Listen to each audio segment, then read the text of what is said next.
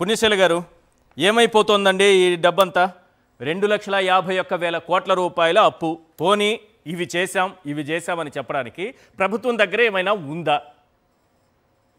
నమస్తే sir, Eshwar sir, panel సభ్యులందరికీ, సాక్షి viewers కి నమస్తే సార్. అది చిత్రగుప్తుడి చిట్టా అయితే మనకెందుకు లెక్కలు తెలుస్తాయి సార్?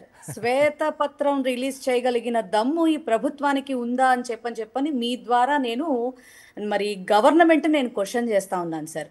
ఆనాడు జగన్మోహన్ రెడ్డి గారు, మీకు ఒక చిన్న మాట చెప్తాను సార్, ఖర్చు పెట్టే ఫలితం ఉండాలి అనే కాన్సెప్ట్ మీద జగన్మోహన్ రెడ్డి గారు అప్పు చేసిన, ఖర్చు పెట్టిన, జీతాలు ఇచ్చిన, ఏం చేసినా, ప్రజలకి పథకాల రూపంలో అందించినా కూడా ఆయన ఒక ఖర్చుకి ఒక విలువ ఉండాలి అనేటటువంటి జవాబుదారీతనాన్ని చూపిస్తే ఈ రోజున చిత్రగుప్తుడి చిట్టా చూపిస్తున్నాడు చంద్రబాబు నాయుడు గారు. ఆ చిట్టా కూడా బయటికి తెలియనివ్వట్లేదు సార్. మాయా దర్పణంలాగా ఆయన ఆ దర్పణం ముందు నిలబడితేనే అవి కనపడతాయి తప్ప ఆంధ్రప్రదేశ్ ప్రజలకైతే కనిపించవు. ఎంత దారుణంగా అంటే సార్, మీకు నిజంగా చెప్తాను సార్, నేను విజయవాడలో ఉన్నప్పుడు, అంటే అప్పుడు కార్పొరేటర్నే ఇప్పుడు కార్పొరేటర్నే, ఆ టైంలో మరి వీళ్ళు చేసిందేంటి అని చెప్పని మరి జగన్మోహన్ రెడ్డి గారిని 19-24 ఇష్టారాజ్యంగా మరి అప్పుల కొప్ప అయిపోయింది. ఇందాక మీరు చెప్పారు, మరి ప్యానలిస్ట్ గారు వెంకటరెడ్డి గారు కూడా చెప్పడం జరిగింది సార్. 2,51,000 కోట్ల రూపాయలు 18 నెలల కాలంలో వీళ్ళు చేసేసి 5 సంవత్సరాల కాలంలో 3,32,000 కోట్ల రూపాయలు మాత్రమే ఆర్బీఐ లిమిట్స్ కింద ఆయన ఎంతో జాగ్రత్తగా, అట్లాగే రాష్ట్ర రెవెన్యూని కూడా బేస్ చేసుకుని చాలా జాగ్రత్తగా, ఎంత బాగా అంటే సార్, మెడికల్ కాలేజెస్కి 1,500 కోట్లు ఖర్చు పెడితే మనకి మెడికల్ కాలేజీలు 17 మెడికల్ కాలేజీలు మనకు కళ్ళ ముందు కనపడుతున్నాయి సార్, జగన్మోహన్ రెడ్డి గారు చేసిన పని.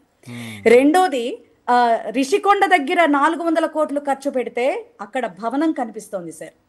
అలాగే ఉద్దానం కిడ్నీ సెంటర్కి ఒక 500 కోట్లు ఖర్చు పెడితే ఉద్దానం కిడ్నీ సెంటర్ కనిపిస్తోంది.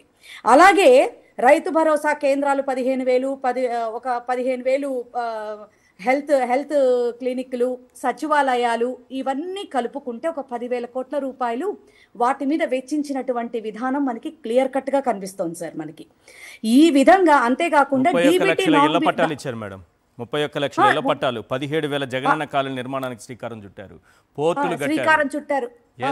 ఇళ్ల పట్టాలు ఇవ్వడంలో గానీ, అసలు ప్రతి ఒక్కటి సార్, ఆయన చేసిన అప్పుకి గాని, ఆయన ఖర్చు పెట్టినటువంటి ప్రతి రూపాయికి గాని జగన్మోహన్ రెడ్డి గారు ఎంత జవాబుదారీతనాన్ని చూపించారో, మీరన్నట్టుగా ఇందాక ఒక మాట చెప్పారు చూడండి సార్, ఆ రోజున 14 లక్షల అప్పులు అని మరి ఈ చాండాలపు పత్రికలు ఏవైతే విలువలు విశ్వసనీయతలు లేనటువంటి మీడియా అండ్ పచ్చపత్రికలు ఏవైతే ఉన్నాయో అవి విష ప్రచారం చేస్తున్నప్పుడే జగన్మోహన్ రెడ్డి గారు వీటిని ఖండించి ఆనాటి నుంచే గనక లీగల్ గా గనక ప్రొసీడ్ అయ్యుండుంటే నిజంగా మనకి మన మీద ఇంత దుష్ప్రచారం చేయడానికి వాళ్ళు అడుగు వేసేవాళ్ళు కాదేమో అనేది నాకు వస్తున్నటువంటి డౌట్ కూడా సార్.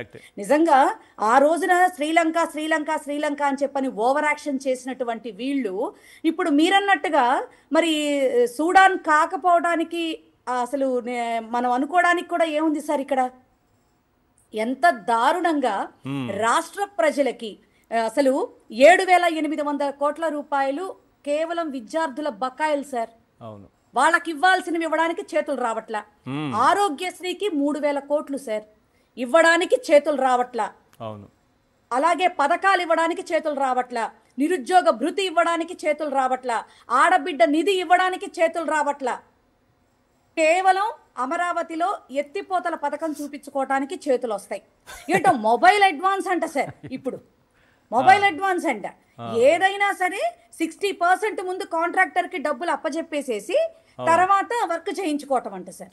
బస్తా సిమెంట్ ఒక 10 ఇటుకరాళ్ళు ఉంటే శంకుస్థాపన చేసుకోవచ్చండి, చేసేసుకుంటే శంకుస్థాపన అయిపోయిందని చెప్పుకోవచ్చు. ఒక మేస్త్రి వెంకటరెడ్డి గారు చెప్పినట్టు శంకుస్థాపన చేసేస్తే అయిపోయినట్టే పనులు. ఇప్పుడు కాంట్రాక్ట్ అయిపోయినట్టే సార్, మేస్త్రి బస్తా సిమెంట్ 10 ఇటుకరాళ్ళు అంతే. అలా చేసే కదా సార్ అమరావతికి 2 సార్లు శంకుస్థాపన, మళ్ళీ పెళ్లి అన్నట్టు చెల్లికి ఆ టైప్ లో చేసుకుంటూ వచ్చారు. 100,000 కోట్లు ఆ టైంలో ఒక 600 కోట్లు ఖర్చు పెట్టాడు, మొన్న ఒక 600 కోట్లు ఖర్చు పెట్టాడు. అసలు ఎవరి సొమ్ము సార్? అసలు ఇప్పుడు జగన్మోహన్ రెడ్డి గారు ప్రజల సొమ్ము ప్రజలకే దక్కాలి, ప్రజలకి మంచి జరగాలి అని చెప్పని ఎంత ఇదిగా సార్. అంతెందుకు సార్, విజయవాడలో ఉన్న మేము చెప్తున్నాం సార్, ఆయన వచ్చిన తర్వాత కనకదుర్గ ఫ్లైఓవర్ వాళ్ళు భుజం సరుకోవచ్చు, మా టైంలో శంకుస్థాపన చేసాం, మీరు పూర్తి చేశారు అని. కానీ బెన్ సర్కిల్ దగ్గర 2 ఫ్లైఓవర్లు కట్టాడు కదా సార్ ఆయన. అవి 100 కోట్ల రూపాయల. అట్లాగే అంతెందుకు సార్, మరి ఈ రిటైనింగ్ వాల్ సార్, అవును, మరి ఈ రోజున ఎంత పెద్ద వర్షం కురిసినా, ఎంత వరద వృద్ధితో వచ్చినప్పటికీ కూడా విజయవాడ ప్రజలు క్షేమంగా ఉంటున్నారు అంటే ఆయన కట్టినటువంటి రిటైనింగ్ వాల్. అవునా కదా సార్?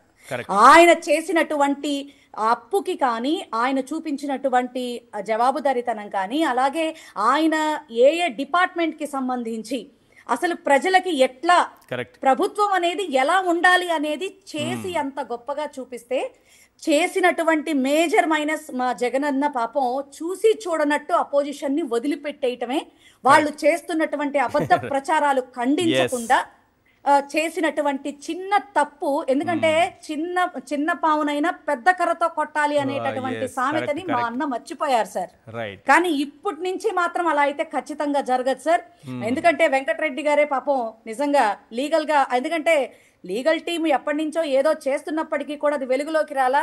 నిజంగా వెంకటరెడ్డి గారు మరి ఇప్పటి నుంచి ఆయన తీసుకున్నటువంటి స్టాండ్ ఏదైతే ఉందో, ఆయన చెప్పినట్టుగా పచ్చపత్రికల మీద నిత్యం ఒక తప్పుడు వార్త, తప్పుడు కూత కూశారంటే చాలు, వెంటనే లీగల్ నోటీసులు వెళ్ళాలి, వాళ్ళు సమాధానం చెప్పి తీరాలి.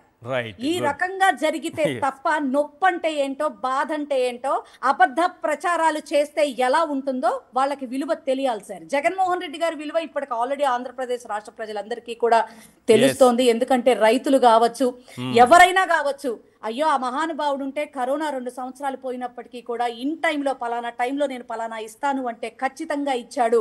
ఎవరికన్నా కష్టం వచ్చిందంటే వాళ్ళ దగ్గరికి వెళ్ళి పరిగెత్తుకుంటూ వెళ్ళి ఆఫీసర్స్తో విత్ ఇన్ 1 వీక్లో వాళ్ళకి ఏమి ఇవ్వాలంటే అది ఇవ్వడానికి కానీ చేయడానికి కానీ నిజంగా రైతులకి ఆ టైంలో సార్ మరి ఆ రైతుల్ని ఆదుకునేటటువంటి ఆ నిధిని ఒకటి పెట్టడం జరిగింది 3,000 కోట్ల రూపాయలతో, ధరల స్థిరీకరణ నిధి సార్.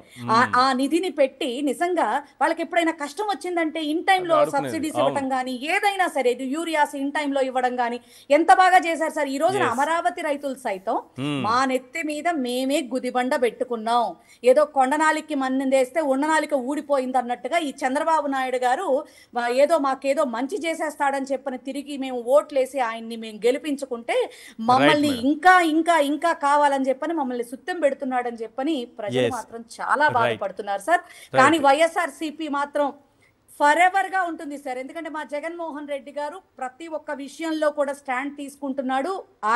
ఆయన ఆదేశానుసారం ప్రతి సైనికుడు కూడా ఖచ్చితంగా ఈ యొక్క ధృతరాష్ట్ర పాలనకి, ఈ యొక్క రాక్షస పాలనకి అంతం వచ్చేంత వరకు కూడా 29 వరకు ఖచ్చితంగా పోరాటం చేస్తారు.